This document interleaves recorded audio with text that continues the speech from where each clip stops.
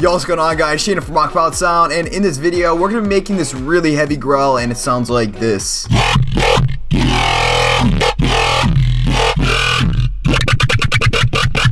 Sounds kind of like a pig in that tone, but definitely something that you see in the heavier style of the scene.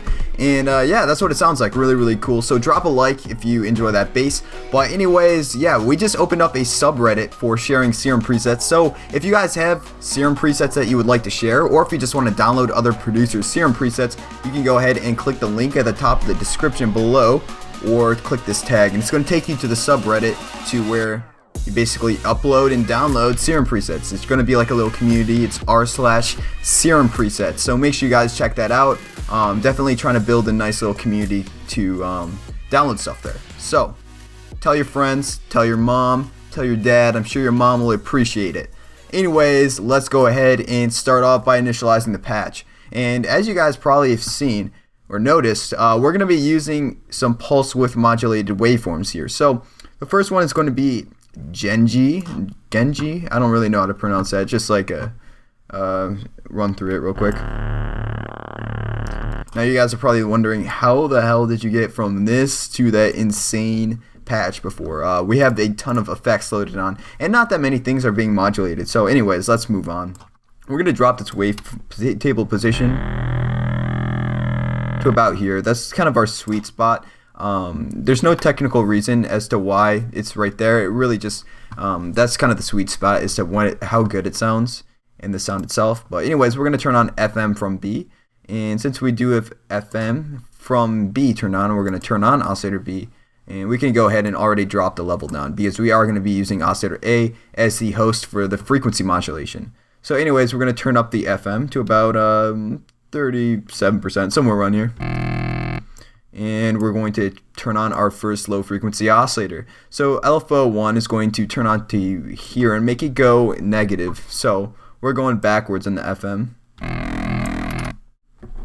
You guys are definitely like, what is he doing right now? And that's okay, because right now it's not really sounding too good.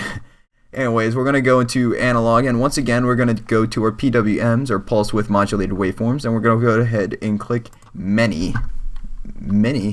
I said many. I meant mini. Okay. Turn this wave to a position all the way up, so we start to get this little grindy sound. This is definitely the piece of the pulse width modulated that isn't as much modulated by the pulse width, so we'll just leave it around there. And the octave is going to be turned up to 4. So we're going up 4 octaves and then up 7 semitones. Now, if you guys want to make a pig sound, then you turn this up all the way to 12. So we're basically going up 5 octaves. But for this tutorial's sake, we're going to leave it down at 7. Yeah, that's really all we have for the oscillator section. Now, if we go into the filter, we can start to really shape the sound. Because right now, we don't really have anything good. We're going to go to a band peak 12. So this is a band pass peak combination. And we're going to make sure it's turned on for oscillator A. It should be. Make sure we go ahead and change this up a little bit. Change up the ramp. And kind of do whatever you want. I'm going to make the same shape that I had before. Now you guys start to hear the same kind of sound that we had before. Just a little bit. It's a little bit faint. Okay, turn up the resonance so we have more of a presence on this filter. Turn up the frequency. This is the frequency of the peak filter now. And we're going to have this going back as well.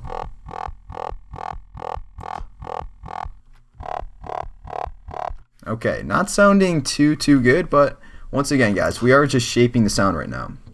So first thing first, we're going to go ahead and select our filter and drag it all the way up in the effects positioning. So we're going to go ahead and choose our reverb filter, go to miscellaneous, and select reverb. Now this is going to be kind of at a strange spot. We're going to put about 140 Hertz, somewhere around here. And we are really just going to modulate it backwards once again, just to create a little bit extra sound in the bass itself. And that sounds alright. And then we'll turn up the resonance. That way it has almost more spread or more space. And that's really it for the reverb filter. Onto the distortion. We're just going to turn on standard tube distortion. Turn up the drive all the way. Alright. Turn on the phaser, and you guys already know the deal with the phaser if you watch my tutorials. We're going to drop the rate, drop the depth, and drop the frequency down. And essentially that's basically just mimicking a guitar effect, or at least it kind of produces or emulates a guitar amp, almost as if it's passing through one. But yeah, we're going to just drop this mix down a little bit. That way we don't have too much of that feedback going on there. Yeah, next up we're going to have our hyper dimension. Okay, make sure you guys have your hyper dimension after the distortion and any of your basses, really, because if you do have hyper turned on, then the distortion will start to mess that up and it will make your sound really crappy. Yeah, so if you guys didn't catch that, we just turned on the hyper mix a little bit, and then low size, high mix on the dimension expander. That's really just going to put a lot more space into the sound without getting an extra feedback. So yeah, into our compressor, all we have to do here is turn on multiband, and then maybe turn up a little bit of gain. Okay, so now we have our EQ. So for the EQ, we're gonna have two peak forms here, shapes, whatever you want to call it. And for the first one, we're going to drop this frequency down to about 105 Hertz, somewhere around here, and then make this go up. And if you guys have watched my tutorials in the past, we do this as almost like to emulate a talking sound. And we're going to do the same on this side, so, but except we're going to make them not quite intersecting, but going towards each other. Maybe turn up the gain on this a little bit. Turn down that gain.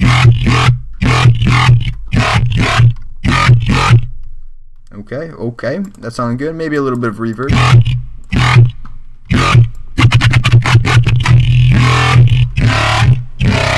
And that's literally all it took to make this bass. Once again, guys, pig sound. And that's all it took. I hope that you guys found this tutorial helpful. Once again, guys, drop a like and hit that subscribe button if you've liked the tutorial, as well as make sure you guys check out our subreddit, our brand new subreddit. We're populating the community right now, and it's going to be something insane and revolutionary to the EDM scene. So make sure you guys check that out. Check out our social links. And I'm Shane from Rock About Sound, and I'm heading out.